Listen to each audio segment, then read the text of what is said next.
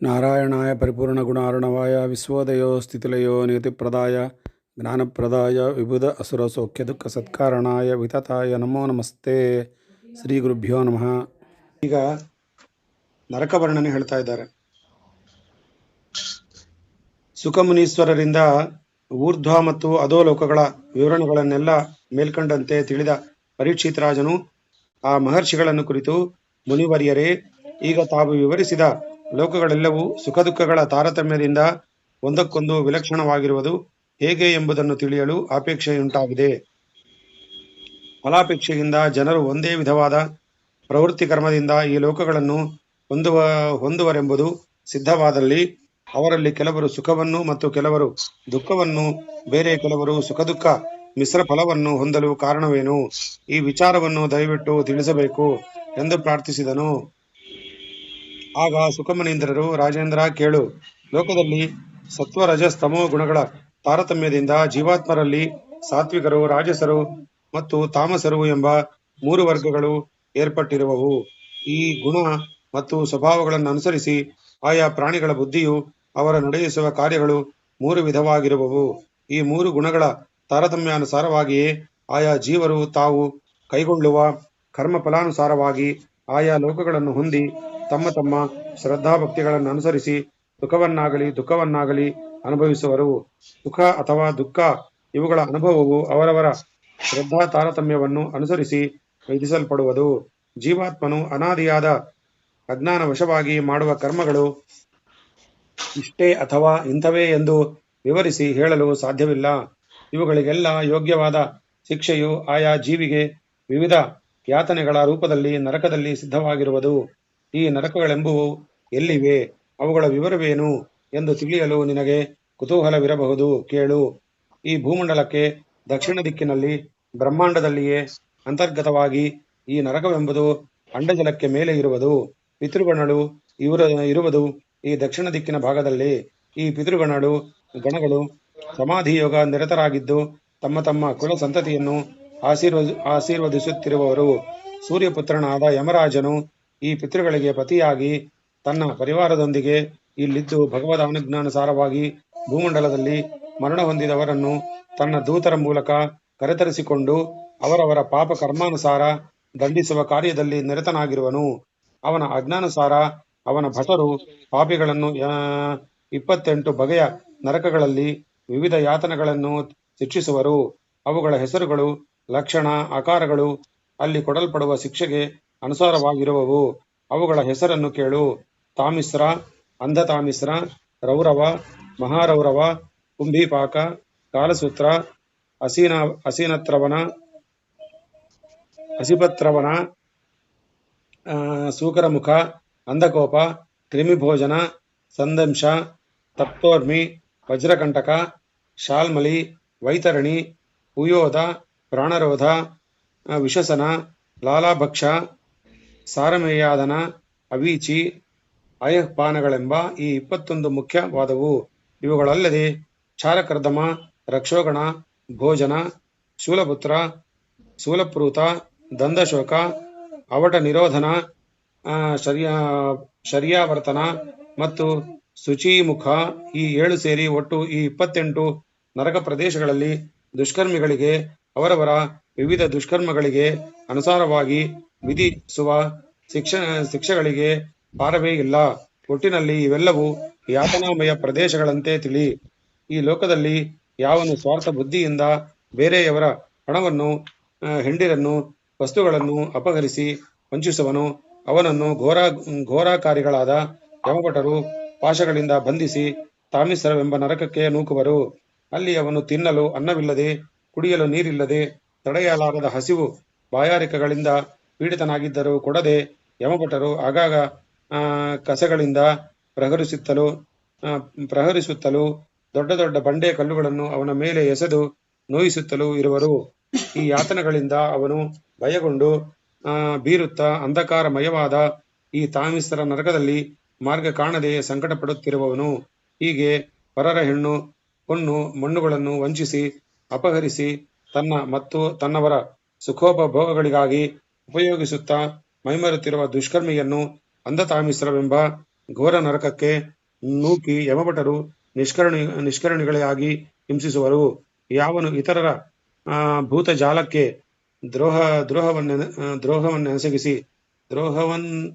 ದ್ರೋಹವನ್ನೆಸಗಿ ನಾನು ನನ್ನದು ಎಂಬ ಸ್ವಾರ್ಥದಲ್ಲೇ ಮುಳುಗಿ ಸ್ವಕುಟುಂಬ ಪೋಷಣೆಯೇ ಸರ್ವಸ್ವ ಎಂದು ತಿಳಿದುವರನು ಅವನನ್ನು ಯಮಭಟರು ರೌರವವೆಂಬ ನರಕಕ್ಕೆ ನೂಕುವರು.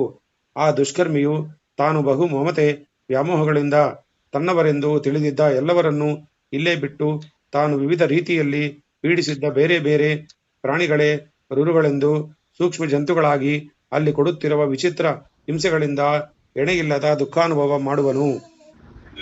ಮಹಾರೌರವವೆಂಬ ನರಕದಲ್ಲಾದರೂ ಆ ರುರು ಜಂತುಗಳು ಹಿಂಸಿಸುವುದು ಮಾತ್ರವಲ್ಲ, ಅವನ ಮಾಂಸವನ್ನು ಕಿತ್ತು ತಿನ್ನುವವು.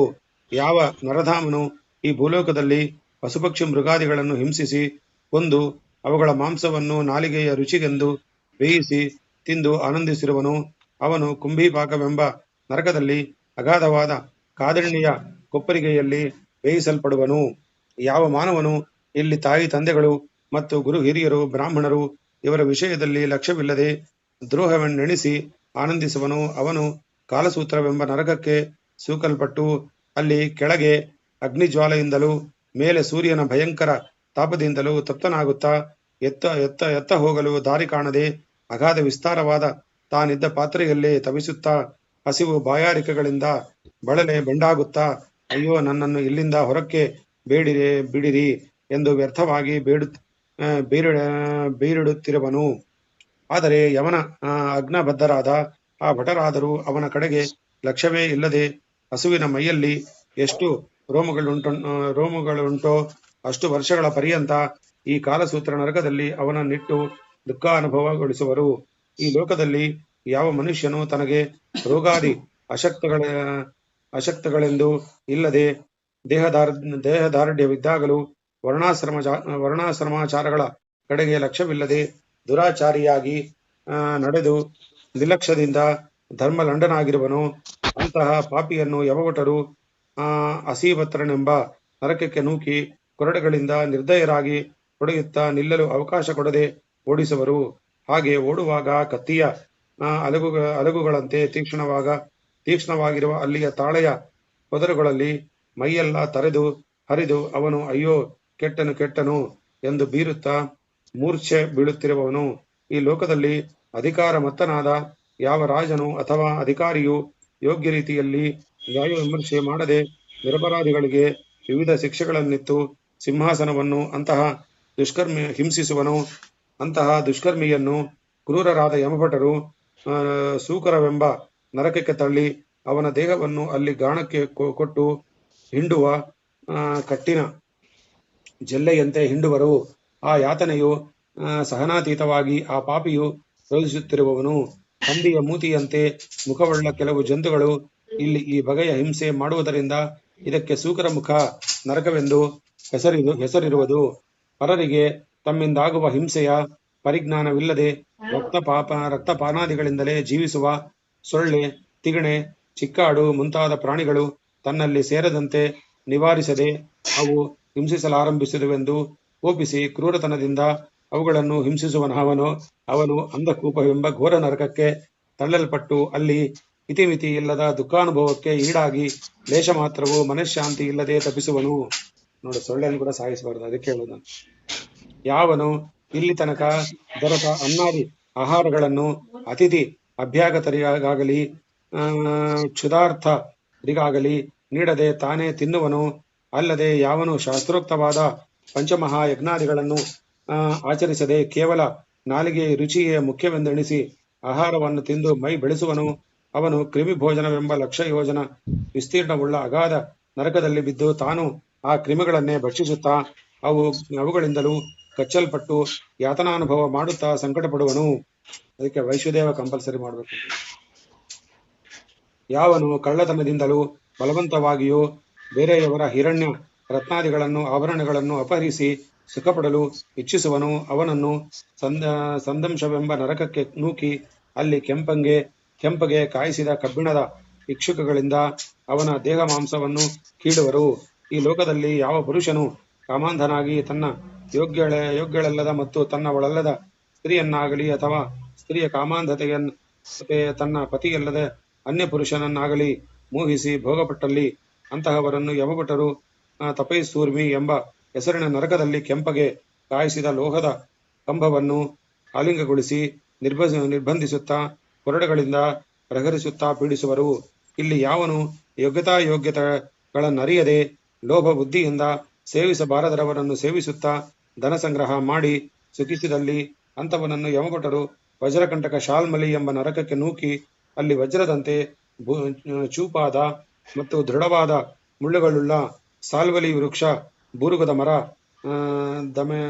ಬೂರುಗದ ಮರದ ಮೇಲೇರಲು ಕೊರಡೆಗಳಿಂದ ಹೊಡೆದು ಅವನ ಮೈಕೆಗಳೆಲ್ಲವೂ ಹರಿದು ಕಿತ್ತು ಹೋಗುವಂತೆ ಹಿಂಸಿಸುವರು.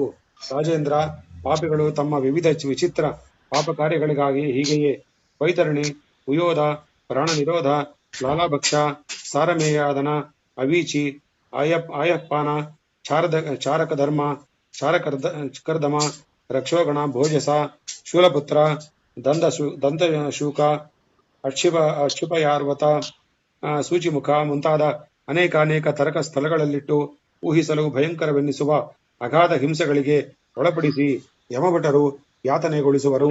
ಇದರಂತೆಯೇ ವಿವಿಧ ಪುಣ್ಯಕರ್ಮಗಳನ್ನು ಮಾಡಿದವರಿಗೆ ಉತ್ತಮ ಲೋಕಗಳಲ್ಲಿ ದೇವದೂತರು ಕಾದಿದ್ದು ವಿವಿಧ ಪುಣ್ಯ ಫಲಗಳನ್ನು ನೀಡಿ ಸುಖಪಡಲು ಅವಕಾಶ ಮಾಡುವರು.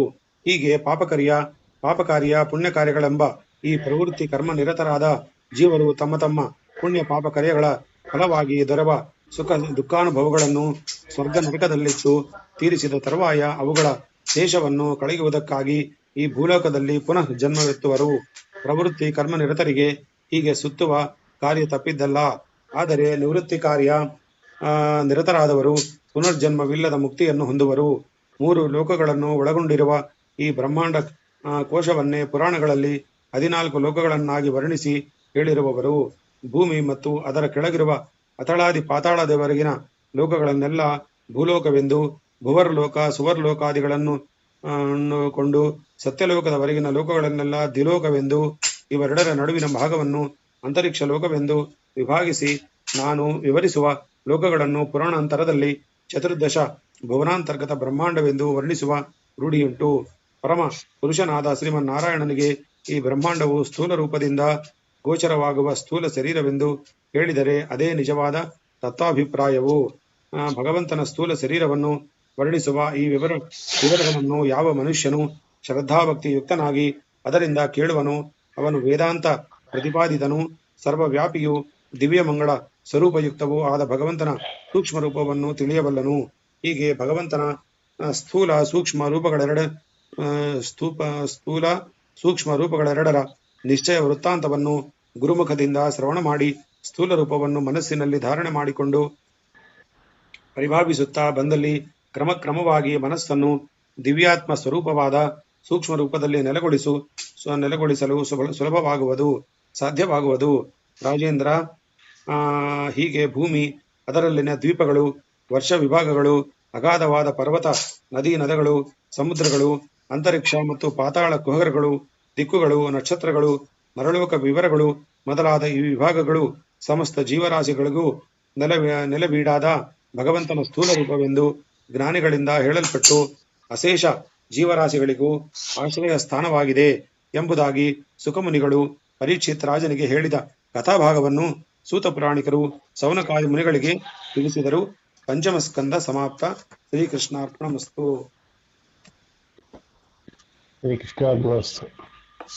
ಅಥ ಷಷ್ಠ ಸ್ಕಂದ ಅಜಾಮಿಳನ ಕಥೆ. ಶ್ರೀ ಸುಖಮುನೀಂದ್ರರಿಂದ ಅನೇಕ ಧರ್ಮ ರಹಸ್ಯಗಳನ್ನು ಕೇಳಿದ ಪರೀಕ್ಷಿತ್ ರಾಜನು ಪುನಃ ಅವರನ್ನು ಕುರಿತು, ಮುನಿವರ್ಯರೇ, ದಯಾನಿಧಿಗಳಾದ ನೀವು ನನಗೆ ಈವರೆಗೆ ವರ್ಣಾಶ್ರಮ ಧರ್ಮಗಳನ್ನು, ಕರ್ಮಯೋಗ, ಜ್ಞಾನಯೋಗ ರಹಸ್ಯಗಳನ್ನು, ಭಕ್ತಿಯೋಗದಿಂದ ಪರಮಾತ್ಮನ ಅನುಗ್ರಹವನ್ನು ಸಂಪಾದಿಸಿ ನಿವೃತ್ತಿ ಮಾರ್ಗಾವಲಂಬನೆಯಿಂದ ಮೋಕ್ಷವನ್ನು ಹೊಂದುವ ಉಪಾಯವನ್ನು ತಿಳಿಸಿದಿರಿ. ಅಲ್ಲದೆ ತ್ರಿಗುಣಗಳ ವಶವಾಗಿ ಸುಖ ದುಃಖಗಳಿಗೆ ಕಾರಣವಾದ ಪ್ರವೃತ್ತಿ ಮಾರ್ಗಾವಲಂಬನೆಯಿಂದ ಜೀವನು ಅಧರ್ಮ ಕಾರ್ಯಗಳಲ್ಲಿ ನಿರತನಾಗಿ ತತ್ಫಲವಾಗಿ ಮನ್ನಂತರ ಕಾಲದ ಆ ಲೋಕಸ್ಥಿತಿಯನ್ನು ಆತನ ಮಕ್ಕಳಾದ ಪ್ರಿಯವ್ರತ ಉತ್ತಾನಪಾದರಾಯರ ವಂಶೋನ್ನತಿಯನ್ನು ತಿಳಿಸೋಣವಾಯಿತು. ಭಗವಂತನ ಅಗಾಧ ಸೃಷ್ಟಿಗೆ ವಿಷಯವಾದ ಈ ಭೂಮಿಯಲ್ಲಿರುವ ಹಲವು ವಿಚಿತ್ರಗಳನ್ನೊಳಗೊಂಡ ದ್ವೀಪಗಳು, ಹಲವು ವರ್ಷ ವಿಭಾಗಗಳು, ಪರ್ವತಗಳು, ನದಿಗಳು, ಸ್ವರ್ಗ ಪಾತಾಳದಲ್ಲಿರುವ ದಿವ್ಯ ಉದ್ಯಾನಗಳು, ವೃಕ್ಷಲತೆ, ಫಲಪುಷ್ಪಗಳ ವಿಚಾರಗಳು, ಈ ವಿವರಗಳು ತಮ್ಮಿಂದ ತಿಳಿಸಲ್ಪಟ್ಟವು. ಅಲ್ಲದೆ ಗ್ರಹ ನಕ್ಷತ್ರಗಳ ವೈಚಿತ್ರಗಳನ್ನು, ಊರ್ಧ್ವಲೋಕ ಅಧೋಲೋಕಗಳ ಹಲವು ವಿವರಗಳನ್ನು ತಾವು ದಯಮಾಡಿ ತಿಳಿಸಿದರೆ, ಇಷ್ಟು ಕೇಳಿದ ಮೇಲೂ ನನ್ನ ಮನಸ್ಸಿನಲ್ಲಿ ಒಂದು ಸಂಶಯವು ಬಾಧಿಸುತ್ತದೆ. ಪ್ರವೃತ್ತಿ ಮಾರ್ಗಸುವರ್ತಿಯಾದ ಮನುಷ್ಯನು ತ್ರಿಗುಣಗಳ ಸೆಳವಿಗೆ ಸಿಕ್ಕು ಕಾಮಕ್ರೋಧಾದಿ ಷಡ್ರಿಪುಗಳ ಬಲಿಮಿಗೆ ವಶನಾಗಿ ಹಲವು ಪಾಪಗಳನ್ನು ಮಾಡುವುದು, ಅವುಗಳ ಫಲವಾಗಿ ನರಕಭಾಜನನಾಗುವುದು ಲೋಕದಲ್ಲಿ ಅನಿವಾರ್ಯ ಪ್ರಸಂಗ. ಅಂತಹ ಸಂದರ್ಭದಲ್ಲಿ ಮನುಷ್ಯನು ಇಹಲೋಕದಲ್ಲಿ ಜನ್ಮಪಾತವಾಗುವುದರೊಳಗಾಗಿ ಮುಂದಿನ ನರಕಯಾತನೆಗಳನ್ನು ತಪ್ಪಿಸಿಕೊಳ್ಳುವುದಕ್ಕಾಗಿ ಮಾಡಬಹುದಾದ ಉಪಾಯಗಳೇನಾದರೂ ಉಂಟೆ ಎಂದು ತಮ್ಮಲ್ಲಿ ವಿಜ್ಞಾಪಿಸಿಕೊಳ್ಳಲು ಆಗಿದ್ದಲ್ಲಿ ಆ ಉಪಾಯವನ್ನು ತಿಳಿಸಬೇಕು ಎಂದು ಪ್ರಾರ್ಥಿಸಿದನು. ನಂಗೆ ಇದು ಬರ್ತಾ ಇತ್ತು ಮನಸ್ಸಿನಾಗೆ, ಇದಕ್ಕೆ ಉಪಾಯ ಏನಿಲ್ವಾ?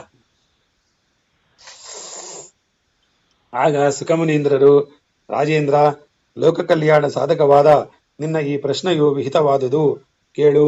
ತ್ರಿಗುಣಬದ್ಧನಾದ ಮನುಷ್ಯ ಪ್ರಾಣಿಯು ಮನೋವಾಕ್ಯಾಯಗಳಿಂದ ಮಾಡಿದ ಪಾಪಗಳನ್ನೆಲ್ಲ ಪಶ್ಚಾತ್ತಾಪ ರೂಪ ಪ್ರಾಯಶ್ಚಿತ್ತದಿಂದ ಈ ಲೋಕದಲ್ಲೇ ಕಳೆದುಕೊಳ್ಳಲು ಸಾಧ್ಯವುಂಟು. ಹಾಗೆ ಮಾಡದಿದ್ದಲ್ಲಿ ನರಕ ಭಾಜನೆಗಾಗಿ ದುರಂತ ಯಾತನೆಗಳನ್ನು ಅನುಭವಿಸುವುದು ತಪ್ಪದು. ರೋಗಗಳ ಬಲಾಬಲಗಳನ್ನು ಅರಿತು ತಕ್ಕ ಚಿಕಿತ್ಸೆಯ ಮೂಲಕ ಅವುಗಳನ್ನು ಹೋಗಲಾಡಿಸಿಕೊಳ್ಳುವಂತೆ ಬುದ್ಧಿವಂಶನಾದ ಮನುಷ್ಯನು ತಾನು ಜ್ಞಾತಾಜ್ಞಾತ ಸ್ಥಿತಿಗಳಲ್ಲಿ ಆಚರಿಸಿದ ಪಾಪಗಳನ್ನು ತಕ್ಕಷ್ಟು ದೇಹ ಬಲವಿರುವಾಗಲೇ ಯೋಗ್ಯ ಪ್ರಯತ್ನಗಳಿಂದ ಪರಿಹರಿಸಿಕೊಳ್ಳಬೇಕು. ಹಾಗೆ ಪ್ರಾಯಶ್ಚಿತ್ತ ಮಾಡಿಕೊಂಡ ಮೇಲೂ ಪುನಃ ಪುನಃ ಇಂದ್ರಿಯ ಚಾಪಲ್ಯ ವಶನಾಗಿ ಆನೆಯು ಹೊಳೆಯಲ್ಲಿ ಮುಳುಗಿ ಬಂದು ಮತ್ತೆ ಬೀದಿಯ ಮಣ್ಣನ್ನೆತ್ತಿ ತಲೆಯ ಮೇಲೆ ಸುರಿದುಕೊಂಡಂತೆ ಪಾಪಕರ್ಮ ಮಾಡುತ್ತಲೇ ಇದ್ದರೆ ಆ ಪಶ್ಚಾತ್ತಾಪ ಪ್ರಾಯಶ್ಚಿತ್ತಗಳೆಲ್ಲವೂ ಆನೆಗೆ ಸ್ನಾನದಂತೆ ವ್ಯರ್ಥವಾಗುವುದು. ಇಷ್ಟಾಗಿ ಪ್ರಾಪ್ತವಾದ ಆ ಪಾಪ ಪರಿಹರಿಸಬಲ್ಲುದಲ್ಲದೆ ಇಂದು ಮುಂದಿನ ಪಾಪರಾಶಿಗಳನ್ನು ಪರಿಹರಿಸಲಾರದು. ಸಕಲ ದುರಿತ ಪರಿಹಾರಕವಾದ ಭಗವದುಪಾಸನೆಗೆ ಮರ್ಮವನ್ನು ಅರಿಯದವರಿಗೆ ತಾತ್ಕಾಲಿಕ ಉಪಶಮನಕ್ಕಾಗಿ ಈ ಪ್ರಾಯಶ್ಚಿತ್ತಗಳೇ ವಿನಾ ಇವೇ ಸರ್ವ ಪಾಪ ಪರಿಹಾರಕಲಾಗವಾರವು. ಮನುಷ್ಯನು ತನ್ನ ದೇಹವನ್ನು ನಿರೋಗಿಯಾಗಿಟ್ಟುಕೊಂಡಿರಲು ಕೆಲವು ನಿಯಮಗಳುಂಟು. ದೇಹ ಧಾರಣೆಗೆ ಅವಶ್ಯಕವಾದಷ್ಟು ಆಹಾರವನ್ನು ನಿಯಮಿತ ಕಾಲದಲ್ಲಿ ಸ್ವೀಕರಿಸುವುದು. ನೋಡು, ಆರೋಗ್ಯಕ್ಕೆ ಹೇಳ್ತಾ ಇದ್ದಾರೆ ಏನೇನ್ ಮಾಡ್ಬೇಕಂತ. ದೇಹ ಧಾರಣೆಗೆ ಅವಶ್ಯಕವಾದಷ್ಟು ಆಹಾರವನ್ನು ನಿಯಮಿತ ಕಾಲದಲ್ಲಿ ಸ್ವೀಕರಿಸುವುದು. ಸ್ವಸ್ತ್ರೀಯಲ್ಲಾದರೂ ಕೇವಲ ಮಿತವಾದ ದೈಹಿಕ ವ್ಯವಹಾರವನ್ನಿಟ್ಟುಕೊಂಡಿರುವುದು. ಇಂದ್ರಿಯಗಳನ್ನು ಮನಬಂದಂತೆ ಹರಿಯಬಿಡದೆ ಸ್ವಾಧೀನದಲ್ಲಿಟ್ಟುಕೊಂಡಿರುವುದು. ಮನಸ್ಸನ್ನು ನಿಗ್ರಹಿಸಿಟ್ಟುಕೊಂಡು ಕಾಮಕ್ರೋಧಾದಿಗಳನ್ನು ಜಯಿಸಿ ಪಂಚಮಹಾಯಜ್ಞಗಳೇ ಮುಂತಾದ ತಮ್ಮ ತಮ್ಮ ವರ್ಣಾಶ್ರಮಾಚಾರಗಳಲ್ಲಿ ನಿರತರಾಗಿರುವುದು. ಸುಳ್ಳಾಡದೆ ಪರದ್ರೋಹವನ್ನು ಚಿಂತಿಸದೆ ಸರ್ವದಾ ಲೋಕ ಕಲ್ಯಾಣವನ್ನು ಕುರಿತು ಹಾರೈಸುತ್ತಿರು. ಅವನಿಗೆ ಕ್ರಮಕ್ರಮವಾಗಿ ಮಹದಾನಂದಕರವಾದ ಉತ್ತಮ ರೀತಿಯ ಜೀವಿತ ಸ್ಥಿತಿಯೇ ತಪ್ಪದೇ ಲಭಿಸುವುದು. ಧರ್ಮಜ್ಞರಾದ ಪಂಡಿತವರಿಯರು ಸುಖ ದುಃಖಾದಿ ದ್ವಂದ್ವಗಳನ್ನು ನೀಗುವ ಉಪಾಯವನ್ನರಿತು ತಮ್ಮ ಮನಸ್ಸನ್ನು ಸದಾ ವಾಸುದೇವನ ಪಾದಾರವಿಂದಗಳಲ್ಲಿ ನೆಲೆಗೊಳಿಸಿ ಬಿದಿರು ಮಳೆಯಲ್ಲಿ ಹುಟ್ಟಿದ ಅಗ್ನಿಯು ಆ ಮಳೆಯನ್ನೇ ದಹಿಸುವಂತೆ ತಮ್ಮ ಪಾಪರಾಶಯವನ್ನೆಲ್ಲ ದಹಿಸಿ ಪುನೀತರಾಗುವರು. ಹೆಚ್ಚೇನು ರಾಜೇಂದ್ರ, ಸಕಲ ಉಪಾಯಗಳಲ್ಲೂ ಶ್ರೇಷ್ಠವಾದ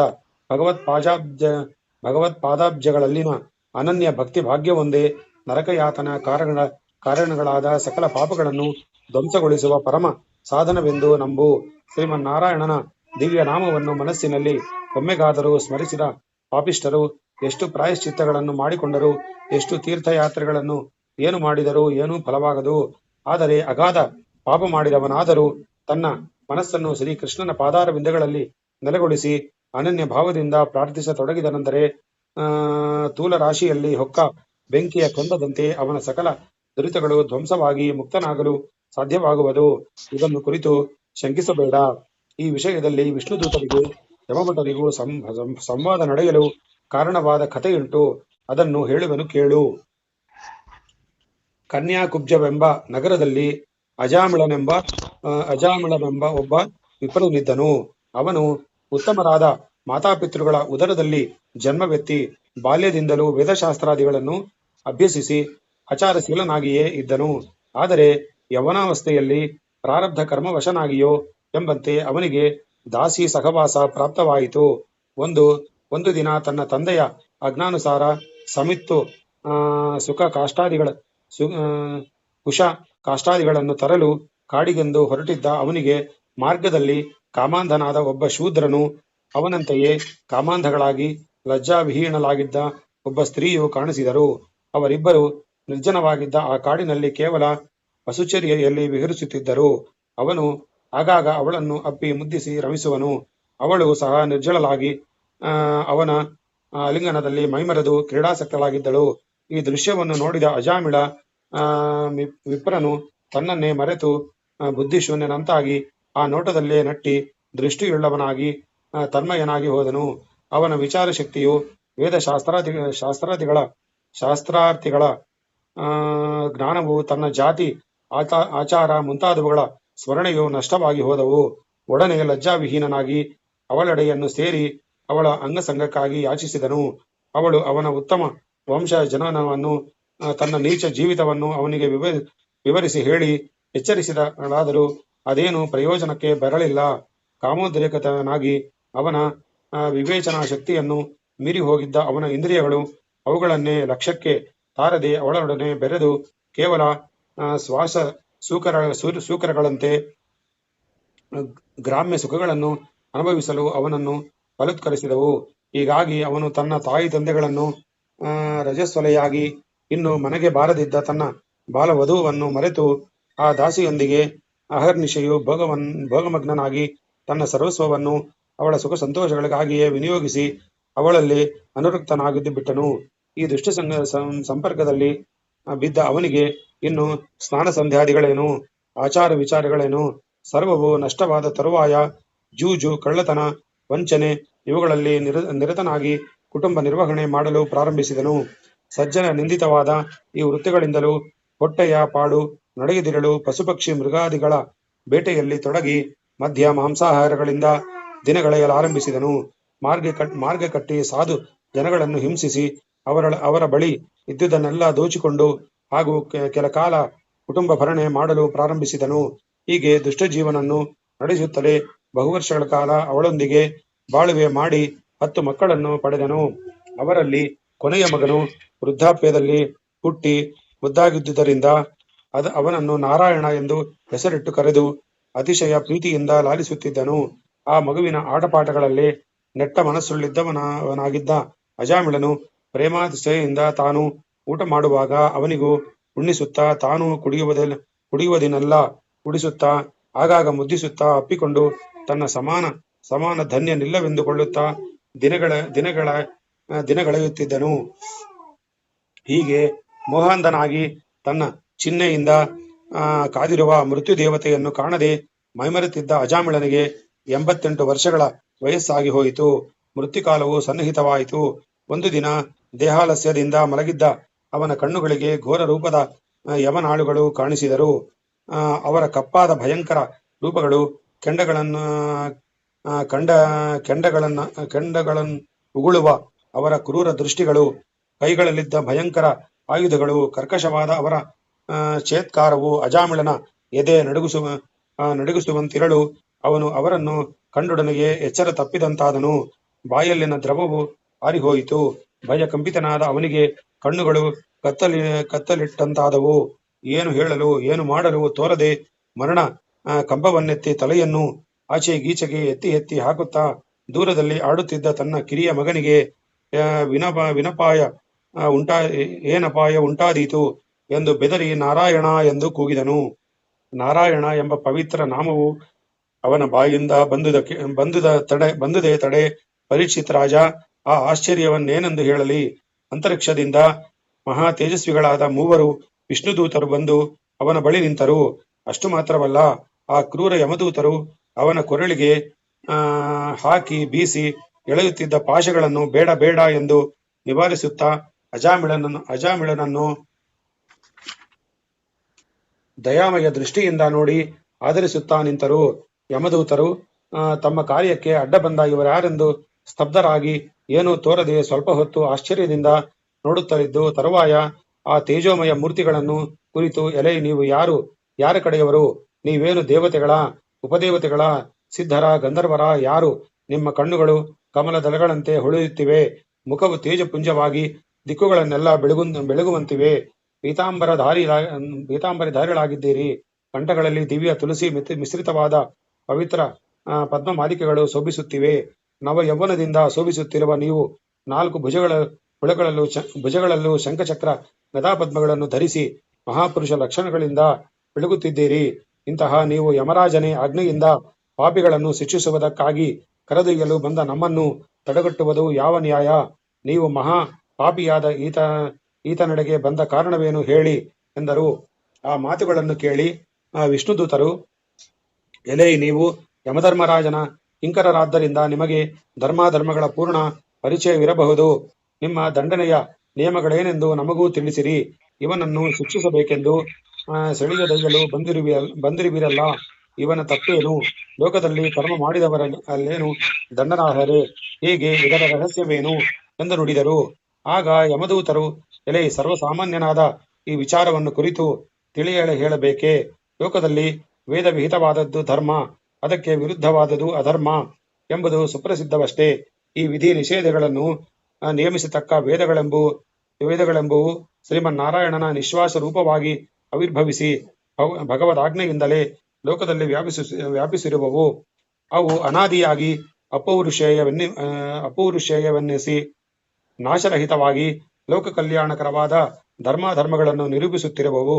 ಮನುಷ್ಯರು ಅನುದಿನವೂ ನಡೆಸತಕ್ಕ ಧರ್ಮಾಧರ್ಮ ಕಾರ್ಯಗಳೆಲ್ಲ ಸೂರ್ಯನು, ಅಗ್ನಿಯು, ಆಕಾಶವು, ದೇವತೆಗಳು, ಗೋವುಗಳು, ಚಂದ್ರನು, ಸಂಧ್ಯಾಕಾಲಗಳು, ಜಲವು, ಭೂಮಿಯು, ನಮ್ಮ ಪ್ರಭುವಾದ ಯಮಧರ್ಮರಾಜನು ಸಾಕ್ಷೀಭೂತರಾಗಿ ಸದಾ ಕಣ್ಣಿಟ್ಟು ಕಾದು ನೋಡುತ್ತಿರುವರು. ಯಾವ ಮನುಷ್ಯನು ಎಷ್ಟು ರಹಸ್ಯವಾಗಿ ಯಾವ ಕರ್ಮವನ್ನು ಮಾಡಿದರೂ ಸರ್ವ ಸಾಕ್ಷಿಗಳಾದ ಇವರುಗಳ ಕಣ್ಣು ತಪ್ಪಿಸಿ ಮಾಡುವುದು ಸಾಧ್ಯವೇ ಇಲ್ಲ. ಆದುದರಿಂದ ಮನುಷ್ಯರು ಆಗಾಗ ನಡೆಸಿದ ಪಾಪಗಳೆಲ್ಲಕ್ಕೂ ತಕ್ಕ ಶಿಕ್ಷೆಯನ್ನು ಅನುಭವಿಸಲೇಬೇಕು. ತಪ್ಪು ಮಾಡಿದವರಿಗೆ ಮಾತ್ರವೇ ಶಿಕ್ಷೆಯಲ್ಲದೆ ಪಾಪ ಮಾಡಿದವನು ಶಿಕ್ಷೆಗೊಳಗಾಗಲಾರನು. ಮನುಷ್ಯನಾಗಿ ಹುಟ್ಟಿದವನು ಸತ್ವರಜ ಸ್ತಮೋಗುಣಗಳ ವಶವಾಗಿ ಒಳ್ಳೆಯ ಮತ್ತು ಕೆಟ್ಟ ಕೆಲಸಗಳನ್ನು ಮಾಡದೆ ಸುಮ್ಮನಿರಲು ಸಾಧ್ಯವಾಗುವುದೇ ಇಲ್ಲ. ಸತ್ಕರ್ಮಗಳ ಫಲವಾಗಿ ಸುಖವನ್ನು, ದುಷ್ಕರ್ಮಗಳ ಫಲವಾಗಿ ದುಃಖವನ್ನು ಹೊಂದುವುದು ಸ್ವಾಭಾವಿಕವಾಗಿಯೇ ಇದೆ. ಅವನವನ ಕರ್ಮಾನುಸಾರವಾಗಿ ಮನುಷ್ಯನು ಇಹಲೋಕದಲ್ಲಿ ಸುಖ ಅಥವಾ ದುಃಖಗಳನ್ನು ಅನುಭವಿಸಂತೆಯೇ ಲೋಕಾಂತರಗಳಲ್ಲೂ ಅನುಭವಿಸುವನು. ಮಾತ್ರವಲ್ಲ, ಅವುಗಳ ಫಲಾಫಲಗಳನ್ನು ಹಿಂದು ಮುಂದಿನ ಜನ್ಮಗಳಲ್ಲೂ ಹೊಂದುವನು. ಹಿಂದಿನ ಜನ್ಮದಲ್ಲಿ ಮಾಡಿದ ಸತ್ಕರ್ಮಗಳ ಫಲವಾಗಿ ಈ ಜನ್ಮದಲ್ಲಿ ಉನ್ನತ ಸ್ಥಿತಿಯಲ್ಲಿ ಹುಟ್ಟಿ ಬಂದು ಸುಖ ಸಂತೋಷಗಳಿಗೆ ಭಾಗಿಯಾಗಿರುವಂತೆಯೇ ಹಿಂದಿನ ಜನ್ಮದ ದುಷ್ಕರ್ಮಗಳ ಫಲವಾಗಿ ನೀಚ ಜನ್ಮಗಳಲ್ಲಿ ಬಂದು ಕಷ್ಟ, ದುಃಖ, ಸಂಕಟಗಳ ಪಾಲಾಗಿರುವುದು ಸ್ಪಷ್ಟವಾಗಿಯೇ ಇದೆ. ಮತ್ತು ಈ ಜನ್ಮದಲ್ಲಿ ಸಾತ್ವಿಕ, ರಾಜಸ, ತಾಮಸ ಗುಣಗಳಿಗೆ ವಶನಾಗಿ ಮಾಡುವ ಸತ್ಕರ್ಮ ದುಷ್ಕರ್ಮಗಳ ಫಲಾಫಲಗಳನ್ನು ಮುಂದಿನ ಜನ್ಮಗಳಲ್ಲೂ ತಕ್ಕಂತಹ ಜನ್ಮಗಳನ್ನೆತ್ತಿ ಅನುಭವಿಸಬೇಕಾದುದು ತಪ್ಪದು. ಇವುಗಳನ್ನೆಲ್ಲ ಯಾರು ನೋಡಿಕೊಂಡಿರುವರೆಂದು ಸಂದೇಹಪಡಲಾಗದು. ಸರ್ವ ಪ್ರಾಣಿಗಳ ಹೃದಯಾಂತರ್ಯಾಮಿಯಾಗಿಯೂ ಸ್ವಯಂ ಪ್ರಕಾಶವುಳ್ಳವನಾಗಿಯೂ ಇರುವ ಸರ್ವೇಶ್ವರನು ಆಯಾ ಜೀವರು ಪೂರ್ವ ಜನ್ಮಗಳಲ್ಲಿ ಮಾಡಿರುವ ಸತ್ಕರ್ಮ ದುಷ್ಕರ್ಮಗಳಿಗೆಲ್ಲ ಸಾಕ್ಷಿಯಾಗಿದ್ದು ಆಯಾ ಕರ್ಮಗಳಿಗೆ ತಕ್ಕಂತೆ ನಿಗ್ರಹಿಸುತ್ತಲೂ ಇರುವನು. ಭಗವತ್ ಸಂಕಲ್ಪವು ಇಷ್ಟು ನ್ಯಾಯಬದ್ಧವಾಗಿರುವುದೆಂದು ತಿಳಿದ ಮೇಲೂ ಸಹ ಕರ್ಮಬದ್ಧನಾದ ಚೇತನನು ಸದಾ ಸತ್ಕಾರ್ಯಗಳಲ್ಲಿ ಅಶಕ್ತನಾಗಿ ಶುಭ ಕರ್ಮಗಳನ್ನೇ ಆಚರಿಸಿ ಸುಖ ಪರಂಪರೆಗಳನ್ನೆಲ್ಲ ಹೊಂದುತ್ತಿರಲು ಸ್ವತಂತ್ರನಲ್ಲ. ಏಕೆಂದರೆ ದೇಹಾಭಿಮಾನ ಮುಂತಾದ ಅಜ್ಞಾನಿಗಳಿಗೆ ವಶನಾಗಿ ಸ್ವಪ್ನ ಕಾಲದಲ್ಲಿ ಆಗ ಕಣ್ಣೆದುರಿಗೆ ಇದ್ದುದೆಲ್ಲವನ್ನು ಸತ್ಯವೆಂದು ಕಾಣುತ್ತಾ ತನ್ನ ನಿಜವಾದ ಶಾರೀರಿಕ ಕರ್ಮಗಳನ್ನು ತಿಳಿಯದಿರುವಂತೆ ಜೀವನು ತನ್ನ ಹಿಂದು ಮುಂದಿನ ದೇಹಗಳನ್ನಾಗಲಿ ಆ ಸಂಬಂಧ ಫಲಾಫಲಗಳನ್ನಾಗಲಿ ತಿಳಿಯಲಾರನು. ಆದುದರಿಂದ ಎಷ್ಟು ಜಾಗರೂಕನಾಗಿದ್ದರೂ ಕರ್ಮಬದ್ಧನಾದ ಜೀವನು ತನ್ನ ದೇಹ ಪೋಷಣೆಗೆ ಅವಶ್ಯವಾಗಿ ಮಾಡಬೇಕಾದ ಕರ್ಮಗಳಲ್ಲದೆ ಪರಮಪುರುಷನ ಅನುಗ್ರಹ ಸಂಪಾದನೆಗೆ ಸಾಧಕವಾದ ಕರ್ಮಗಳನ್ನು ಮಾತ್ರವೇ ಕೈಗೊಂಡು ನಡೆಸುತ್ತಿರಲು ಶಕ್ತನಾಗಲಾರನು. ಇನ್ನೂ ಕೇಳಿ, ಎಲೆ ವಿಷ್ಣುದೂತರೇ, ನಾವು ಈ ಜೀವನನ್ನು ಪಾಶದಿಂದ ಬಂಧಿಸಿ ಕೊಂಡೊಯ್ಯುವುದಕ್ಕೆ ಕಾರಣವೆಂದು ಕೇಳಿದಿರಲ್ಲವೇ? ಈ ಅಜಾಮಿಳನು ಅಜ್ಞಾನಿಯಾಗಿ ಕುಸಂಸ್ಕಾರಿಯಾಗಿ ನೀಚ ಯೋನಿಯಲ್ಲಿ ಹುಟ್ಟಿ ಬಂದವನಲ್ಲ. ವೇದಶಾಸ್ತ್ರಗಳನ್ನು ಬಲ್ಲವನಾಗಿ ಸೌಶೀಲ್ಯ, ಸದಾಚಾರ, ಸಮಧಮಾದಿ ಗುಣಗಳನ್ನು ಉಂಟಾಗಿದ್ದು ಬ್ರಹ್ಮಚರ್ಯ ವ್ರತನಿಷ್ಠನಾಗಿ ಶುಚಿಯು ಸಾಧುಪ್ರಿಯನು ಎಂದು ಹೆಸರಾಗಿದ್ದವನು. ಅತಿಥಿ ಅಭ್ಯಾಗತರ ಗುರು ಹಿರಿಯರ ಸೇವಾ ನಿರತನಾಗಿದ್ದವನು. ಇಷ್ಟು ಗುಣಾಢ್ಯನಾಗಿದ್ದರೂ ಒಮ್ಮೆ ತನ್ನ ತಂದೆಯ ನಿಯಮಾನುಸಾರ ಸಮಿತ್ತು ದರ್ಭೆಗಳನ್ನು ಫಲಪುಷ್ಪಗಳನ್ನು ತರಲು ಕಾಡಿಗೆ ಹೋಗಿದ್ದಾಗೆ ಅಲ್ಲಿ ಮದ್ಯಪಾನದಿಂದ ಮತ್ತರಾಗಿ ಕಣ್ಣಾಳಿಗಳನ್ನು ತಿರುಗಿಸುತ್ತಾ ಕಾಮಾಂಧಕಾರಾಗಿದ್ದ